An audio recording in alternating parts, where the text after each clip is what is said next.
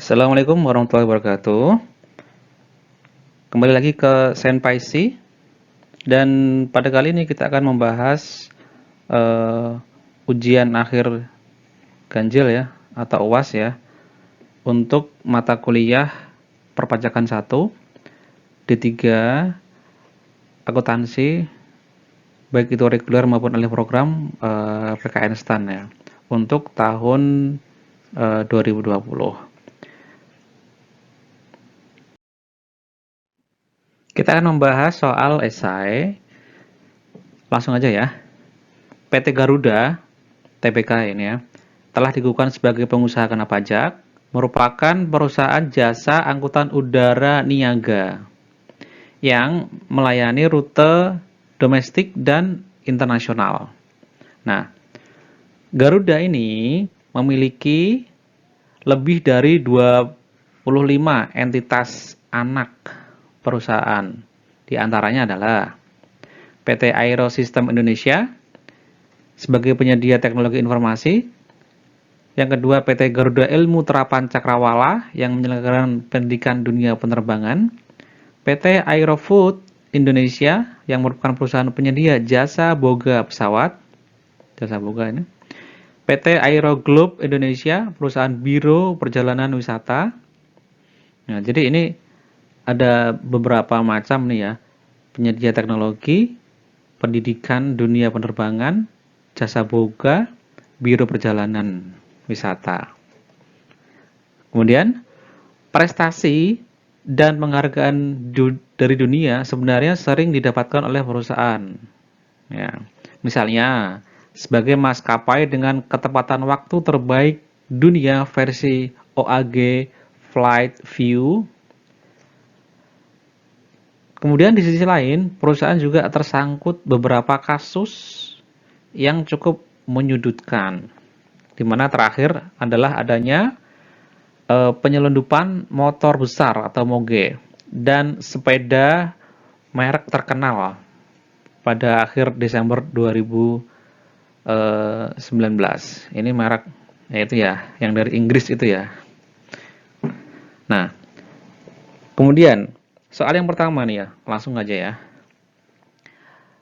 Dari penghasilan utama nih nomor 1, dari penghasilan utama PT Garuda Indonesia (TBK) tidak termasuk penghasilan entitas anak, maka sesuai dengan deskripsi di atas, identifikasikan penyerahan yang A. terutang PPN, yang A tidak terutang PPN, B. terutang PPN.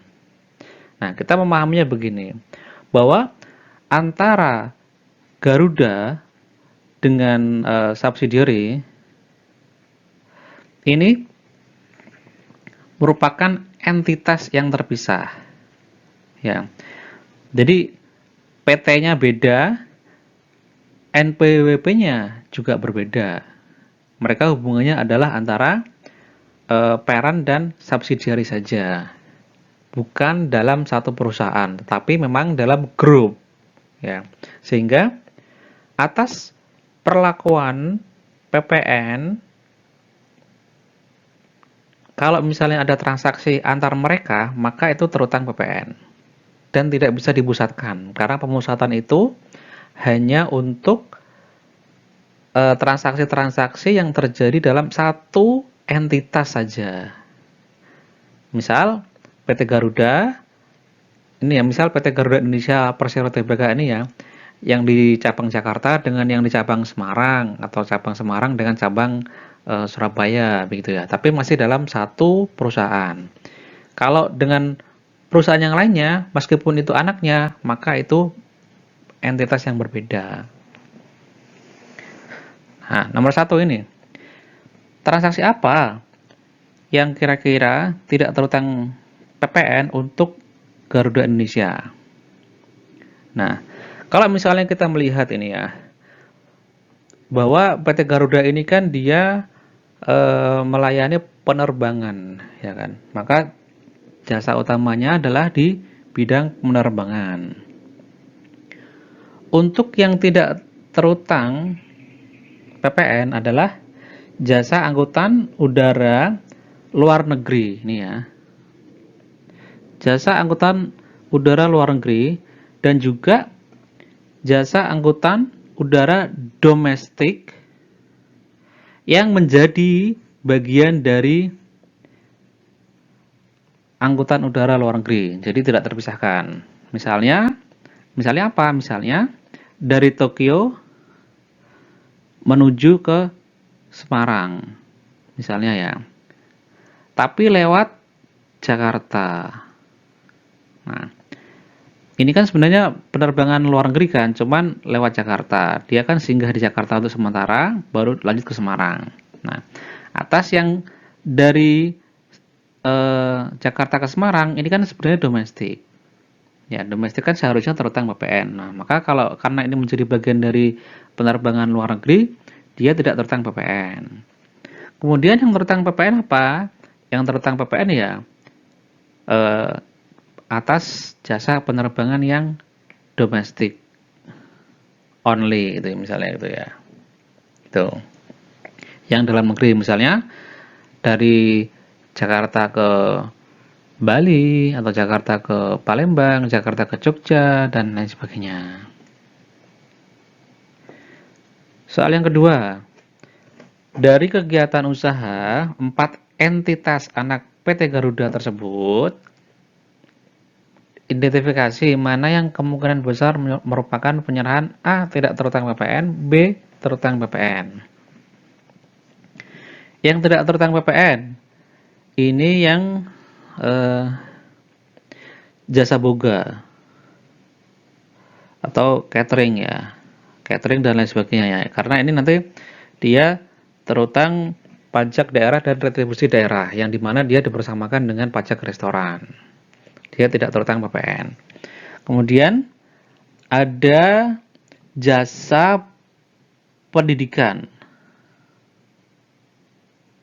Nah, kalau yang jasa catering tadi disediakan oleh PT Aerofood Indonesia. Sedangkan jasa pendidikan disediakan oleh PT Garuda Ilmu Terapan Cakrawala. Kemudian mana yang terutang PPN? Yang terutang PPN adalah perusahaan penyedia teknologi. Nih ya, ini terutang PPN. Dari PT Aerosystem Indonesia. Kemudian yang terutang PPN juga dari PT Aeroglobe Indonesia untuk biro perjalanan wisata. Oke, semoga itu bisa menjawab ya.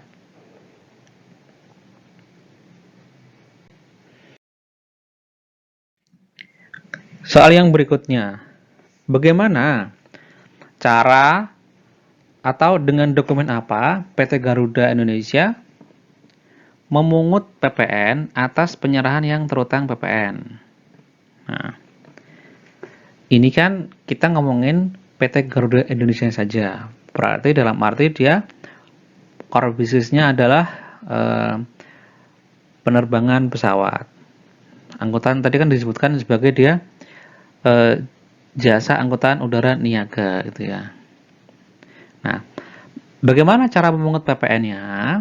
Yaitu dengan tiket. Ya. Dicantumkan di dalam tiket, dan tiket ini merupakan dokumen yang dipersamakan dengan faktur pajak. Ya. Yang dipersamakan dengan faktur pajak. Sehingga cara pemungutannya adalah melalui dokumen berupa tiket. Nah, nanti akan dijelaskan mengenai hal ini, atau bisa langsung merujuk kepada video mengenai faktur pajak. Kemudian yang nomor 4. Jika Garuda dalam rangka membantu korban bencana di wilayah Indonesia memberikan tiket penerbangan gratis dari lokasi bencana ke Jakarta, apakah hal tersebut terutang PPN? Ya. Nah, basically tadi bahwasanya penerbangan domestik itu yang terjadi di seluruh wilayah Indonesia ya, bukan ke luar negeri ya. Itu kan dia terutang PPN ya. Terus kalau bencana bagaimana? Kan kasihan gitu kan. Ini kan sosial misinya dan lain sebagainya. Nah, penerbangan domestik untuk membantu korban bencana alam ini tetap terutang PPN. Tetap terutang PPN ya. Nah, termasuk merupakan bagian dari pemberian cuma-cuma. Pemberian cuma-cuma. Ya, jadi kalau pemberian cuma-cuma ya nilainya DPP-nya ya sebesar nilai HPP ya. Bukan berdasarkan tiket komersial, tapi berdasarkan HPP karena ini adalah pemberian cuma-cuma. Terus yang nomor 5, apakah tempat pendidikan penerbangan milik grup Garuda merupakan objek yang dikenakan PBB? Nah, tempat pendidikan ini yang diselenggarakan oleh PT Garuda Ilmu Terapan Cakrawala. Jawabannya iya. Ya, ini terutang PBB. Kenapa? Karena basically PBB itu kan dikenakan atas seluruh objek, tanah, dan atau bangunan yang ada di Indonesia. Nah, di sana ada pengecualian yang tidak dikenakan PBB. Nah, tempat pendidikan ini tidak masuk dalam pengecualian objek PBB. Demikian jawabannya. Nah, pengecualian objek PBB itu apa saja? Berikut penjelasannya. Kemudian ada tadi dokumen-dokumen tertentu yang disamakan sebagai faktur pajak ya. Jadi dokumen ini tuh bentuknya tidak sama dengan bentuk baku yang tadi, cuman dia posisinya itu adalah sama sebagai faktur pajak. Yang artinya merupakan bukti pemungutan PPN dan juga bisa digunakan untuk mengkreditkan pajak masukannya. Yang pertama adalah SSP ya, surat setoran pajak dari kawasan bebas ke TLDDP, tempat lain di dalam daerah pabean. Nah, kawasan bebas ini sebenarnya adalah wilayah negara Republik Indonesia ya. Sebenarnya adalah wilayah NKRI ya. Cuman dia dibebaskan dalam hal misalnya ada importasi, dibebaskan dari PPN, PPNBM-nya, juga bea masuknya dan lain sebagainya. Nah, kawasan bebas ini contohnya apa? Batam, Bintan, kemudian ada Tanjung Bali Karimun gitu ya, kalau nggak salah ya. Ada 4 kalau nggak salah. Satu lagi yang ada di Aceh itu. Ya, ada 4 kawasan bebas untuk saat ini gitu ya. Yang kedua, yang tadi yang pertama, yang kedua, SPPB, surat perintah penyerahan barang atau penerimaan barang nih ya, dari Bulog atau Dolog ya. Badan Usaha Logistik ya ini ya. Yang ketiga, PIB, pemberitahuan impor barang, SSPCP ya, surat-surat pajak cukai itu ya, atau pungutan oleh DJPJ, pungutan pajak oleh DJPJ yang terkait dengan importasi BKP. Kemudian yang keempat, tagihan atas penyerahan BKP atau JKP ya, oleh siapa? Oleh perusahaan air minum, yang biasanya oleh PDAM kalau di Indonesia nih ya. Cuman kalau di Indonesia kan PDAM ya, tapi kita tidak menyebutkan sebagai PDAM tapi perusahaan air minum karena bisa jadi perusahaan air minum itu bukan hanya PDAM saja gitu ya. Kemudian yang kelima, bukti tagihan atau trading confirmation ya, dalam hal adanya penyerahan JKP oleh perusahaan perantara efek. Yang keenam, tiket airway bill atau delivery bill dalam hal penyerahan jasa angkutan udara dalam negeri ya. Bisa tiket, bisa airway bill, bisa delivery bill gitu ya. Yang ketujuh, dokumen pemesanan pita cukai hasil dari tembakau. Jadi kalau misalnya di daerah penghasil rokok itu ya, biasanya di sana ada kantor bea cukainya, dan ketika nanti perusahaan rokok itu akan membuat atau memproduksi rokok, dia harus memesan pita cukai terlebih dahulu, dan di situ atas pemesanan itu juga dianggap disamakan sebagai faktur pajak gitu ya. Yang ke-8, ada nota penjualan jasa oleh jasa kepelabuhan. Kemudian 9, PEB ya, pemberitahuan ekspor barang sebagaimana dia telah difiat muat oleh Direktorat Jenderal Bea Cukai dan dilampiri oleh invoice. Hal tersebut merupakan bukti adanya ekspor BKP. Kemudian ke-10, pemberitahuan ekspor BKP tidak berwujud jika dilampiri dengan invoice ya. Nah, untuk ekspor BKP tidak berwujud ini atau JKP, ekspor BKP atau JKP ini kan tidak ada fiat muatnya, tidak ada muat kapal atau muat pesawatnya ya kan, bisa jadi dia via email atau bisa jadi dia via cloud dan lain sebagainya ya. Tapi kalau misalnya ada terjadi transaksi ekspor BKP tidak berwujud atau juga JKP, maka dia juga dibuatlah pemberitahuan ekspor tersebut gitu ya. Kemudian 11, tagihan atas penyerahan JKP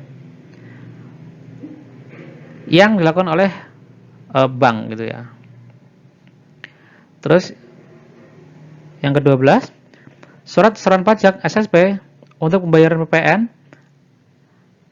yakni dia atas pemanfaatan BKP tidak berwujud atau JKP dari luar daerah pabean di dalam daerah pabean. Ya, ini importasi BKP tidak berwujud atau importasi JKP itu cukup dengan SSP saja. Ya, SSP saja itu disamakan sebagai faktur pajak. Yang ke-13, tagihan atas penyerahan jasa Telkom atau listrik ya, untuk penyerahan jasa telekomunikasi serta listrik. Nah, tagihan listrik itu juga serta tagihan Telkom itu disamakan sebagai faktur pajak ya. Yang ke-14 ini adalah SSP ya dan risalah lelang, surat setoran pajak dan risalah lelang untuk penyerahan BKP melalui juru lelang. Nah, barangkali kalau misalnya di PR 13 2019 itu poinnya lebih banyak. Cuman ini ada yang digabung poinnya ya. Misalnya untuk telekomunikasi, listrik, ya ini kan digabung menjadi satu. Nah, di sana bisa jadi dipisah gitu dan lain sebagainya ya. Jadi tidak ada masalah, yang penting kontennya adalah seperti ini adanya atau isinya adalah seperti ini adanya. Terus apa saja objek pajak yang tidak dikenakan PBB? Bahwa basically objek yang dikenakan pajak bumi dan bangunan adalah bumi dan atau bangunan tadi. Nah, bumi itu bisa berupa daratan atau perairan. Sedangkan bangunan adalah konstruksi teknik yang dilekatkan. Nah, kalau misalnya ada objek yang dikenakan PBB, maka ada juga objek yang tidak dikenakan PBB. Apa saja itu? Yaitu yang pertama adalah digunakan semata-mata untuk melayani kepentingan umum di bidang ibadah, sosial, kesehatan, pendidikan, dan kebudayaan nasional yang tidak dimaksudkan untuk memperoleh keuntungan. Jadi ini masjid, gereja, wihara, dan lain sebagainya itu ya untuk peribadatan ya, dan dia tidak ditujukan untuk memperoleh keuntungan, maka itu bisa jadi tidak dikenakan PBB. Maaf, dia tidak dikenakan PBB. Kemudian yang kedua adalah jika digunakan untuk kuburan atau makam, peninggalan purbakala atau yang sejenis dengan itu. Jadi kuburan pun tidak kena PBB. Kalau kena PBB yang bayar siapa? Keluarganya. Ya kalau misalnya keluarga masih ada, kalau nggak ada kan ya repot carinya. Maka dia tidak dikenakan PBB. Terus peninggalan institusi purbakala, misalnya yang di Sangiran purbakala, misalnya contohnya gitu ya. Yang ketiga adalah merupakan hutan lindung, hutan swaka alam, hutan wisata, kemudian taman nasional, terus tanah pengembalaan yang dikuasai oleh desa, dan tanah negara yang belum dibebani suatu hak.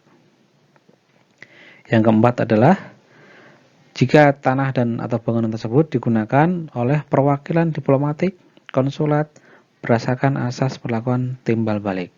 Maksudnya jika Indonesia tidak mengenakan, maka perwakilan Indonesia yang di negara tersebut juga seharusnya tidak dikenakan atas property tax-nya. Yang kelima,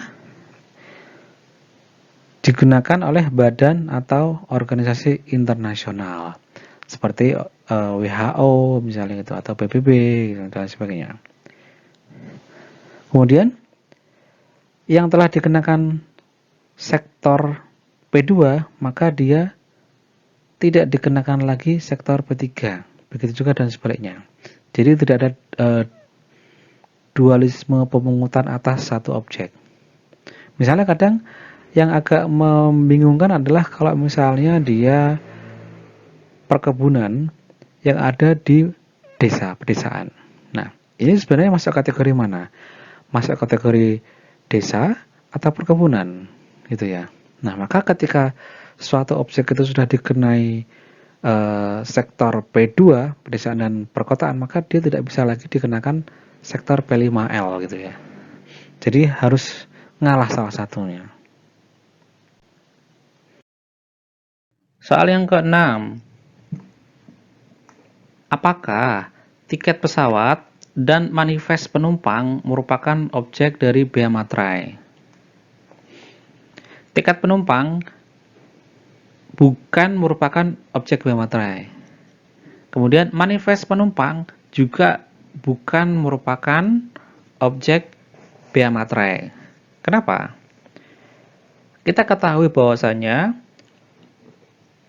bea materai itu dikenakan atas dokumen. Jadi bea materai merupakan pajak atas dokumen. Namun, terdapat dokumen-dokumen yang dikecualikan dari ketentuan tersebut. Artinya tidak dikenakan bea materai. Nah, salah satunya adalah dokumen yang berkaitan dengan lalu lintas orang dan barang. Ya, jadi tiket pesawat dan manifest penumpang merupakan dokumen yang berkaitan dengan lalu lintas orang dan barang, sehingga dia bukan merupakan objek bea materai.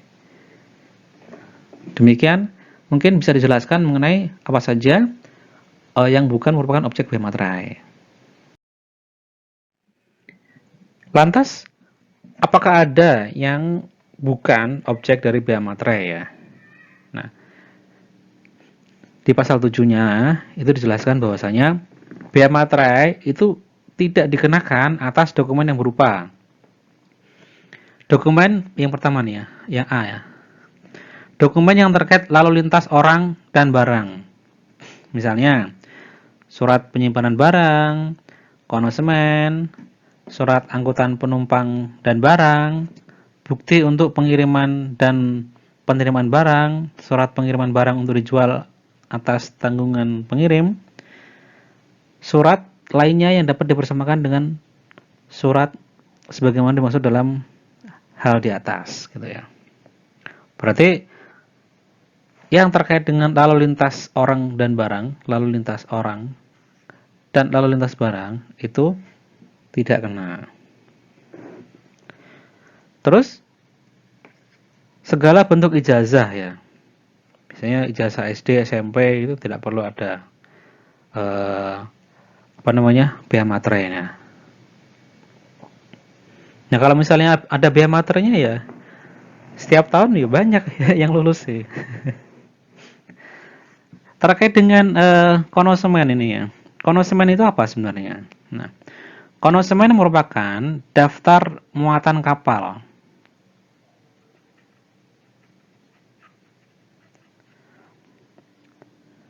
yakni atau sebuah dokumen yang menentukan syarat-syarat kontrak antara pengirim dengan maskapai atau pelayaran. Nah, ini bisa juga misalnya BOL gitu, bill of lading gitu ya. Seperti itu contohnya. Terus yang selanjutnya yang C nih.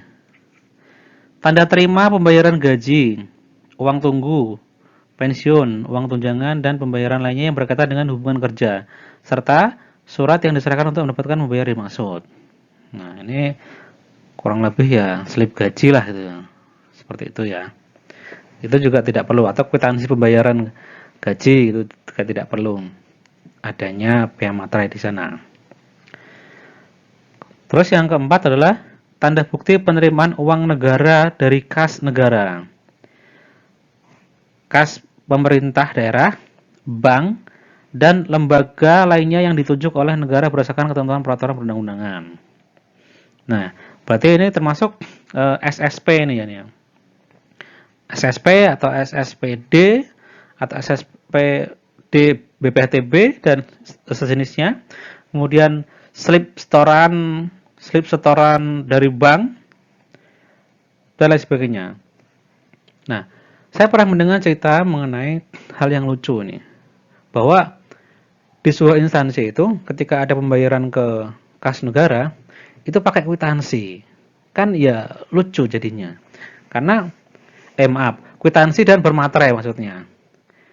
Nah, yang bermaterai ini kan juga lucu sebenarnya karena dari dulu memang tanda bukti penerimaan negara itu nggak ada bea materainya, nggak ada materai tempelnya. SSP ya begitu adanya. Apalagi kalau misalnya SSP-nya elektronik gitu ya, sudah pasti nggak ada bea materainya. Meskipun sebenarnya pemateraian juga bisa secara elektronik, cuman di sini dia atas transaksi pembayaran ke kas negara atau kas daerah itu memang bukan objek dari bea materai. Ya, non objek bea materai selanjutnya berarti yang ini ya. Kwitansi untuk semua jenis pajak dan untuk penerimaan lainnya yang dapat dibersamakan dengan itu yang berasal dari kas negara, kas pemerintah daerah, bank, dan lembaga lainnya yang ditunjuk berdasarkan ketentuan perundang-undangan perpajakan. Nah, ini clear ya. Terus yang keenam, tanda penerimaan uang yang dibuat untuk keperluan intern organisasi. Intern organisasi. Jadi misalnya dari bagian keuangan memberikan ke bagian katakanlah bagian umum gitu ya. Itu kan berarti kan dia intern organisasi ya. Maka tidak perlu ada bea materi di sana. Yang G, surat gadai. Misalnya di pegadaian atau di tempat yang lainnya. Kemudian dokumen yang menyebutkan simpanan uang. Berarti kayak seperti buku tabungan gitu ya. Atau surat berharga. Pembayaran uang simpanan kepada penyimpan oleh bank, ini berarti bunga atau bagi hasil atau sejenisnya. Berarti bunga oleh bank, koperasi, dan badan lain yang menyelenggarakan penyimpanan uang atau pengeluaran surat berharga oleh kustodian kepada nasabahnya.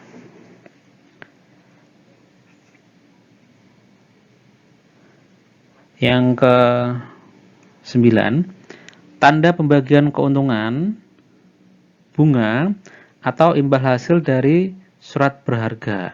Ini bisa bunga atau dividen gitu ya. Dengan nama dan dalam bentuk apapun. Atau misalnya kalau PT ya dividen atau SHU itu bisa jadi ya.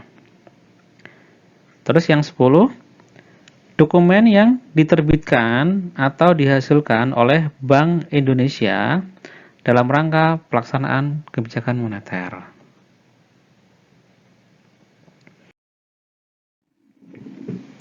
Ya, soal kasus yang ke-7, jika motor besar yang diselundupkan oleh oknum, ini oknum ya, melalui pesawat Garuda itu berharga sebesar USD 30.000 dolar Amerika ya, dengan ketentuan tarif biaya masuk sebesar 40%, kemudian PPN 10%, dan PPNBM 125%. Di mana pada waktu itu kurs tengah BI adalah sebesar 14.130 rupiah per US dollar dan kurs KMK sebesar 14.086 rupiah per US dollar. Maka di sini hitunglah potensi kerugian negara karena penyelundupan tersebut. Nah, di sini abaikan PPh pasal 22 dan pengetahuan lain yang mungkin ada. Jadi kita hanya stick on this information gitu ya. Kita lihat dulu di sini ya. Nah, Dari harganya dulu ya. Harganya tadi 30 US dollar ya. Nah, dikali berapa ini? Untuk menghitung pajak, maka kurs yang digunakan adalah kurs KMK. Ya, jadi kita tidak menggunakan kurs BI di sini. Nah, ini hanya sebagai pengecoh soal aja nih. Siapa tahu ada yang galau, kurs mana nih gitu, kurs tengah BI atau kurs KMK. Nah, dalam hal untuk penghitungan pajak yang digunakan adalah kurs KMK pada tanggal yang bersangkutan. Nah, berarti kurs KMK-nya adalah Rp14.086. Sehingga 30.000 US dollar dikali 14.086 sama dengan berapa? 422.580.000. Kemudian unsur selanjutnya adalah biaya masuknya. Ya. Biaya masuknya tadi berapa persen? Ya, biaya masuknya adalah 40%. 40% dikali 422 juta sekian tadi ya, sama dengan 169.032 ribu ya. Nah, dari harga dan biaya masuk itu, maka didapatlah nilai impor. Sehingga nilai impornya adalah 591.612.000. Nah, normalnya untuk nilai ini untuk harga ya, untuk harga nih ya. Itu adalah kita menghitungnya dari CIF gitu ya. Cost, insurance, and freight. Harga, asuransi, dan jasa angkutnya.